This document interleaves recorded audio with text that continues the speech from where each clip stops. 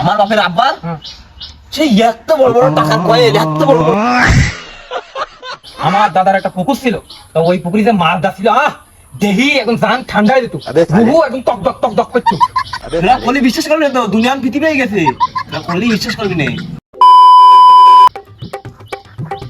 এখন দাদা দাদা আমি না ভাবতেছি আমার বাড়ি একটা গরুর খাবার দেবো, কিরাম হয়? গরুর খামার দিবি? হ্যাঁ। খামারের কথাটা শুনি, আমার একটা গল্প মনে। তা কদিন? তা গল্পটা হচ্ছে আমার বাপের আব্বার একটা ফরম ছিল।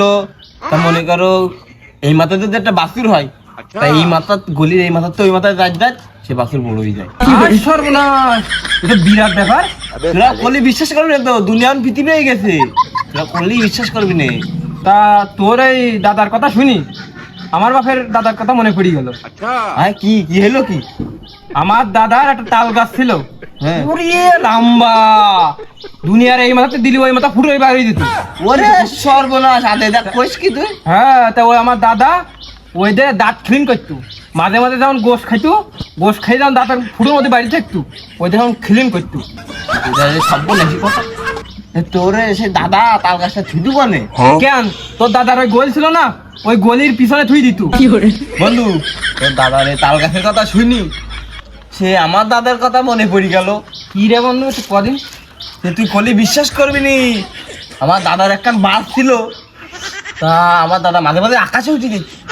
কি হরি রে, কি হরি? সে বাস মনে করো সুদা করলে মঙ্গল করে দাস লাগতো, আলকা চাকরি যাইতো। আর করবে না, তো সে বাস কনে এখন?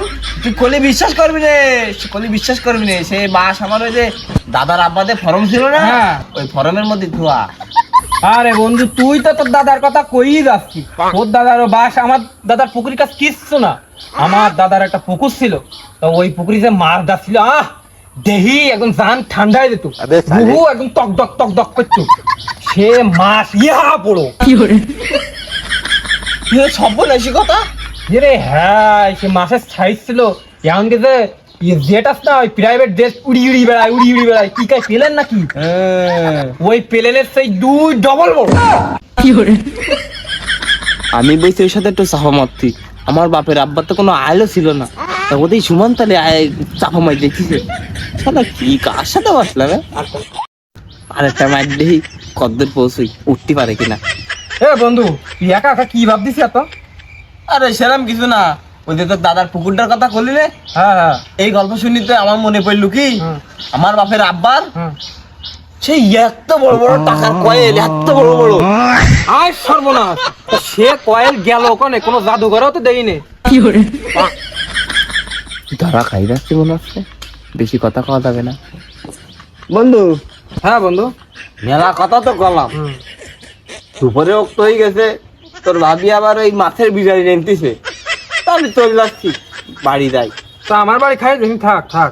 আরে না, তোর ভাবি মাছের বিরিয়ানি নিতেছে, থাক চলে যাচ্ছি। তো তুই তো চলে যাচ্ছি, তা ওই সে কয়েন এত বড় বড় যে কয়েল ছিল, তা ও কয়েন জাদুঘরের আমার তো দে। পরে এক সময় দেখালি কবানে, আমি থাক, আমি চলে যাচ্ছি। বন্ধু, ওই তুই যে ওই ফর্মটা দিতে চাচ্ছিস না, ওই ফর্মটা দিস, ভালো লাভবান হবি। আমি গেলাম।